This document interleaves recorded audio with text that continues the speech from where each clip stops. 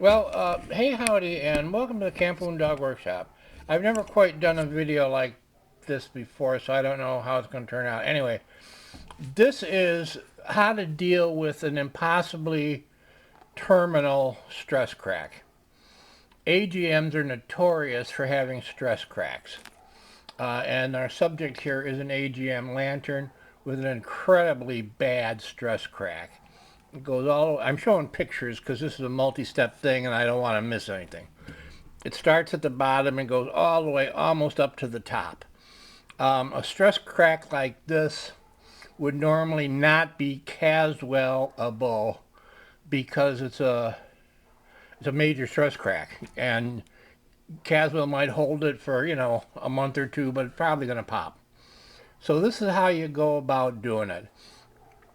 You know the AGMs have that flash chrome finish, which always flakes and stuff. And there's an easy, quick way to get that off, which I used on this, but that's a whole different video, so I'm not going to get into it. This is bare brass in these pictures. So this is our stress crack. It goes from here all the way up to here. Now, what you do is you find the top of the stress crack and you drill a little hole in it. That stops the stress crack from traveling any further. Then with either a flat screwdriver or something, you go on either side of the stress crack and you tap it down so it folds in like this. Your stress crack is rebaited in past the profile of the font. Then what you do is you come back and you notch the stress crack. Okay, it's rebaited in, and I use a Dremel tool with a little wheel, and I notch the entire length of the stress crack. So I'm opening it up and making the stress crack bigger. Then what you do is you find and I like similar metals, brass and brass. So I find a piece of brass stock that will fit into that notch very tightly.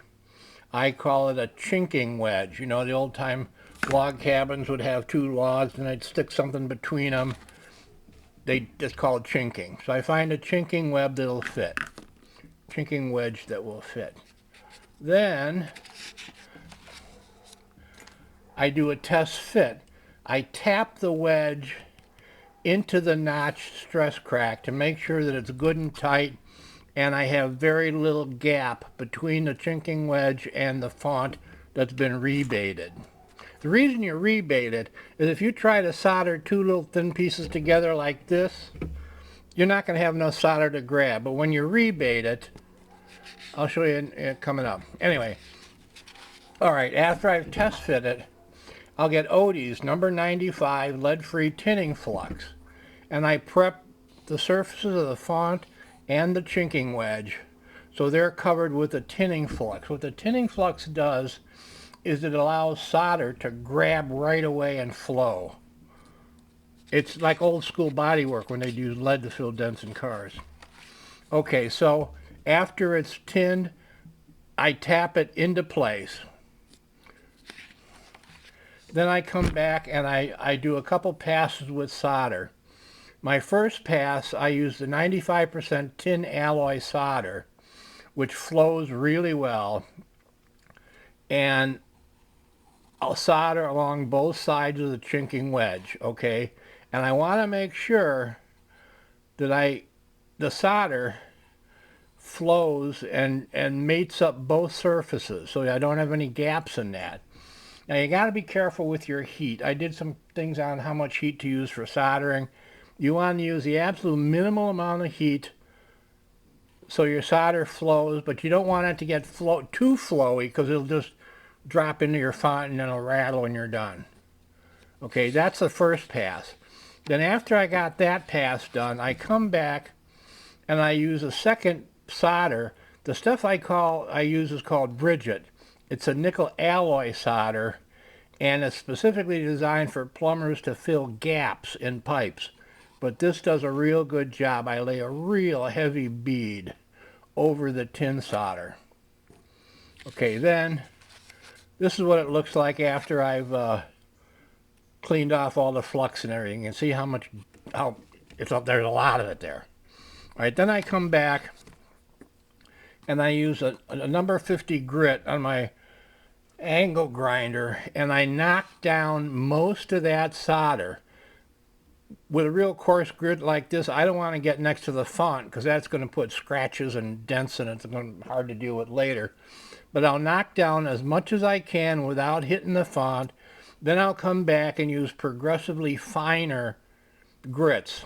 After this, I'd use like 120, then 220, 400, all the way down until I'm somewhere around 2,000 grit, so I can get this to be the same profile as the font. So it looks like this. So this is actually smooth to the touch, but you can see there's solder shoulders on either side of the wedge. That gives me more solder in contact with the font and the wedge, which is a better fix than if I just tried to solder a crack, okay? Now, the next thing to do is to get it ready for plating. Okay, I got to turn the page here. All right.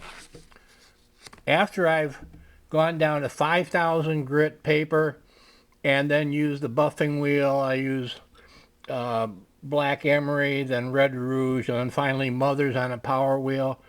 I get it shiny enough to plate. Then after I get that point, I put a copper base coat. This is the copper base coat. See, you can't see where the patch is, where the wedge is, all right? Then I polish that up, get a mirror finished, and it's ready for nickel plate. Then after I nickel plate it, this has been in the tank for about an hour and a half. It comes out really nice, and it looks like this when you're done.